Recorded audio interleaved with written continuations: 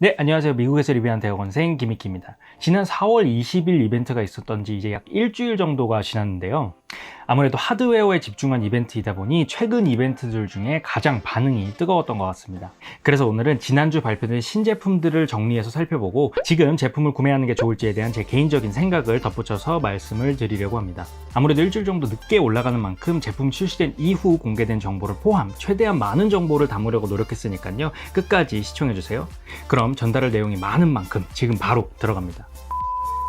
먼저 처음 루머가 나온 지 2년이 되었고 더 이상은 루머로 이야기하고 싶지 않은 에어태그가 드디어 출시가 되었습니다. 사실 예상했던 바와 거의 일치하게 출시가 되었는데요. 지름 32mm, 두께 8mm, 무게 11g으로 기존에 출시되었던 삼성의 태그보다는 조금 더 작은 사이즈로 출시가 되었습니다. 가격의 경우 우리나라 기준으로 39,000원, 4개를 기준으로 구매할 시 한 개당 32,000원의 가격으로 구매할 수 있는데요. 기존에 삼성 태그가 29,000원으로 출시된 것을 보았을 때 가격이 예상보다는 싸게 출시된 것 같습니다. 다만 열쇠고리 같은 데 연결하기 위해서는 별도의 액세서리를 구매해야 되는데요. 지금 애플 홈페이지에서 키링부터 러기지택까지 다양하게 판매 중이기는 한데 이게 본품인 에어태그보다 다 비싼 가격이라서 저라면 서드파티 앱에서 조금 더 저렴한 제품이 나오기를 기다렸다가 사는 것도 하나의 방법일 것 같습니다. 또한 다른 애플 제품들과 마찬가지로 무료 각인 서비스를 지원하니까요. 예쁜 이모티콘 하나 박아놓는 것도 재밌을 것 같아요. 배터리도 삼성 태그와 동일한 CR203 동전 모양의 슈퍼에서 구매할 수 있는 교체형 배터리를 사용하는데요.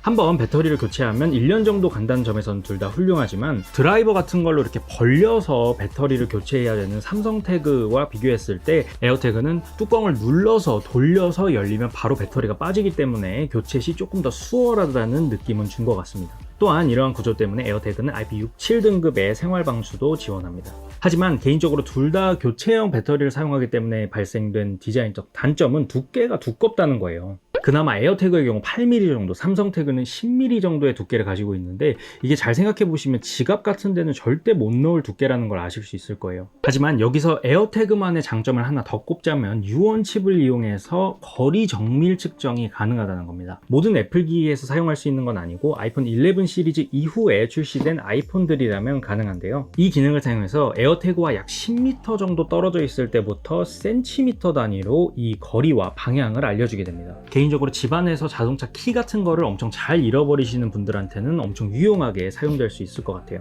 또한 10m보다 더 멀리 떨어져 있는 경우에는 소리를 내게 해 찾을 수도 있습니다. 더구나 물건을 잃어버렸을 때 에어태그를 분실 모드로 바꿀 수가 있는데요. 물건을 찾은 사람의 휴대폰이 아이폰이든 안드로이드든 상관없이 에어태그를 대었을 때 본인의 전화번호가 뜰 수 있게끔 설정할 수 있습니다.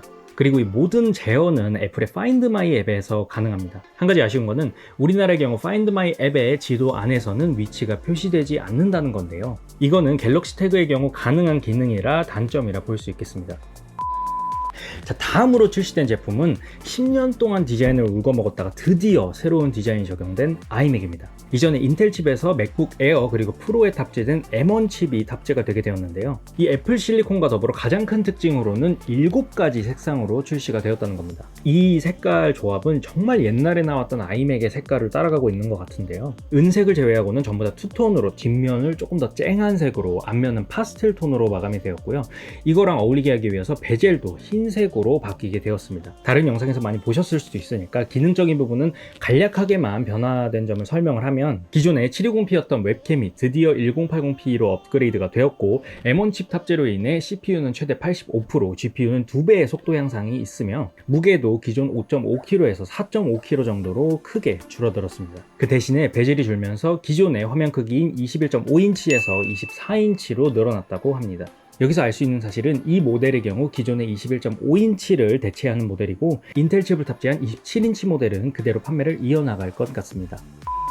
또 다른 큰 변화로는 마이크 어레이 그리고 스피커 능력에 큰 향상이 있습니다. 원래 아이맥 그리고 맥북 둘 다 동급 제품들 중에서는 좋은 성능의 스피커와 마이크를 항상 보여줬었는데요. 마이크의 경우 이번에 빔포밍 마이크가 탑재가 되어서 주변에서 제 목소리를 조금 더 집중할 수 있게 되었습니다. 특히 영상통화나 영상 그룹 회의 같은 거를 할 때 유용하게 쓰일 것으로 보이고요. 스피커의 경우에는 19년 16인치 맥북 프로에서 처음 선보였던 포스 캔슬링 우퍼와 같은 원리로 이번에도 6개의 2개의 스피커 어레이가 탑재가 되었습니다. 제가 처음 16인치 맥북 프로를 써봤을 때 더 커진 화면보다도 더 좋아진 스피커 품질에 더 놀랐던 거를 기억하면 아이맥 같은 경우에는 맥북이랑 비교했을 때 스피커의 사이즈 자체가 훨씬 크기 때문에 더 큰 성능의 향상이 기대가 되며 덕분에 돌비 애트모스 그리고 공간 음향까지 들어가게 되었습니다.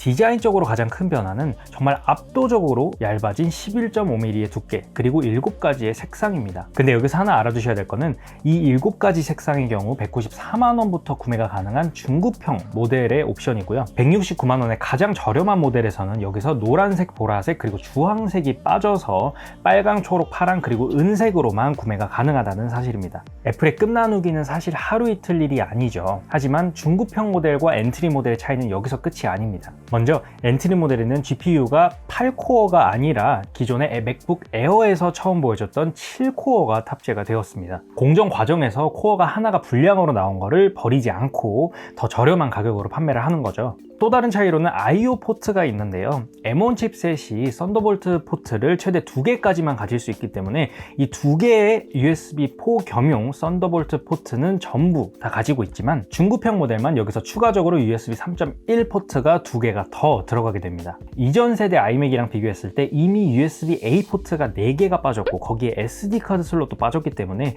이거는 생각보다 중요하게 적용될 수 있는 요소라고 생각이 듭니다. 다만 헤드폰 잭은 아직까지 살아있는데 다만 위치가 너무 얇아졌기 때문에 후면이 아니라 좌측, 측면으로 바뀌게 되었습니다. 저는 이거는 개인적으로 마음에 드는 변화라고 생각을 해요. 자, 다음으로는 변화된 액세서리들에 대해서 조금 더 이야기를 해보려고 합니다. 바로 키보드, 트랙패드, 그리고 매직 마우스입니다. 트랙패드 그리고 매직 마우스는 디자인은 그대로 하되 하단에 색만 아이맥과 같은 7가지 색깔로 깔맞춤을 해서 출시가 되었습니다. 여기서 다른 색깔로 믹스 매치하면 예쁠 것 같은 건 저만 그런가요? 그리고 키보드의 경우는 디자인이 조금 바뀌었는데요. 전체적으로 조금 더 둥그스름하게 바뀌었고 가장 중요한 차이로는 터치 아이디가 들어가게 되었습니다. 하지만 모든 모델에 들어가는 것은 아니고 역시나 194만원짜리 중급형 모델부터 기본 제공이고 169만원짜리 엔트리 모델에서는 6만원을 추가해야 터치 아이디 키보드를 받을 수 있다고 합니다. 그리고 또 하나 아쉬운 점은 이번에 출시된 키보드에도 역시나 백라이트는 들어가지 않았다는 점이겠습니다. 또한 아직까지는 이 키보드를 따로 구매하는 게 활성화되어 있지는 않는데요. 조만간 따로 구매를 할 수 있을 것으로 보이며 제 개인적인 생각으로는 20만원 내외의 가격으로 판매가 될 것으로 보입니다. 자, 다음으로 볼 액세서리는 어댑터입니다. 자, 기존 아이맥 같은 경우에는 어댑터가 본체에 내장이 되어 있어서 저희는 파워 케이블만 필요했었는데요. 이번에 두께를 확 줄이면서 맥북에서 쓰는 것과 비슷한 모양의 어댑터가 밖으로 하나 빠지게 되었습니다. 키노트에서 본체 색깔과 깔맞춤되어 있는 우분 케이블이 자석으로 딱 붙는 모습이 되게 인상적이었는데요. 애플은 이거를 맥세이프라고 부르지는 않더라고요. 여튼 덕분에 어댑터가 새로 생겼는데 재밌는 점은 여기에 이더넷 포트가 내장이 되어 있다는 겁니다. 애플은 이거와 관련해서 키노트 도중에 너희가 이 어댑터를 땅바닥에 놓음으로써 선 정리하기가 훨씬 쉬워질 거야 라고 언급을 하기도 했었는데요. 하지만 역시나 이것도 194만원짜리부터 기본 제공이고 엔트리 모델을 구매 예정이신 분들은 여기에 3만원을 추가를 하셔서 이더넷 포트가 내장이 되어 있는 어댑터를 구매를 하셔야 됩니다. 참고로 이번 아이맥에는 10기가빗 이더넷은 지원되지 않습니다. 근데 여러분, 이번 디자인 변화를 우리나라에서는 대부분 찬성하고 있는 느낌이긴 한데 이게 미국에서는 되게 호불호가 갈리고 있는 디자인인 거 아세요? 좋아하시는 분들은 색깔이 다양해져서 좋다, 뭔가 영한 느낌이 들어서 좋고 베젤이 줄어들어서 좋다, 그리고 두께가 특히 너무 얇아져서 좋다, 이런 말씀들을 하시고요. 반면에 이런 디자인을 안 좋아하시는 분들은 왜 프로 디스플레이 XDR처럼 밑에 베젤은 없애지 않았냐, 차라리 두께를 조금 더 두껍게 하고 그 베젤도 없애지 그랬냐, 그리고 전면의 애플 로고는 왜 없앴으며 멀쩡한 베젤을 왜 하얀색으로 바꿔서 몰입도를 떨어뜨리냐 라는 주장도 하고 있는 것 같습니다.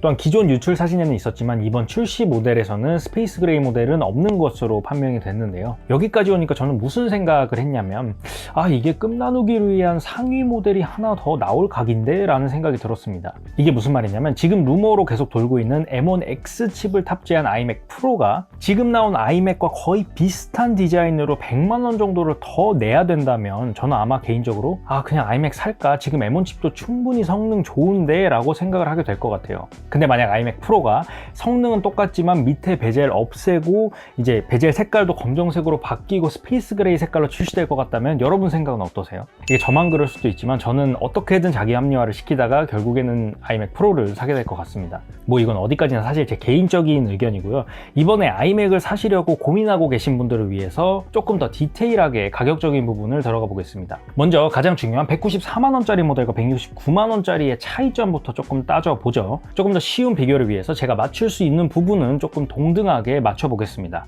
그 말인즉 터치 아이드 키보드 6만원 추가, 그리고 이더넷 포트 3만원 추가를 해서 169만원짜리 모델이 178만원짜리로 196만원과 비교를 하게 되는 건데요. 그럼 이 16만원 차이에서 얻을 수 있는 게 무엇이냐? 바로 세 가지가 있습니다. 하나는 GPU가 이제 7코어에서 8코어로 다시 늘어나게 된다. 두 번째는 뒷면에 IO 포트가 USB 3.1 포트가 두 개가 늘어난다. 그리고 마지막으로는 이제 못 선택한 세 가지 색깔도 선택할 수 있게 된다. 이 중에서 저는 GPU의 성능 차이는 크게 체감하지 못하실 거라고 생각을 해요. 그리고 색깔의 같은 경우에는 취향차를 분명히 타는 부분이니까 가장 중요한 부분은 IO 포트와 관련된 부분인데요. 이거와 관련해서는 이미 썬더볼트 동글 그리고 허브를 사용하고 계신 분들에게는 별로 문제가 되지 않을 수도 있어요. 포트 두 개만으로도 충분하실 수도 있지만 제가 확실히 말씀드릴 수 있는 건 아무것도 안 가지고 계신 상황이라면 포트 두 개로는 분명히 모자랍니다. 추가적으로 무언가는 구매를 하셔야 될 거예요. 자, 그럼 이번 이벤트의 꽃이라고 할 수 있었던 아이패드 프로로 들어가 보겠습니다.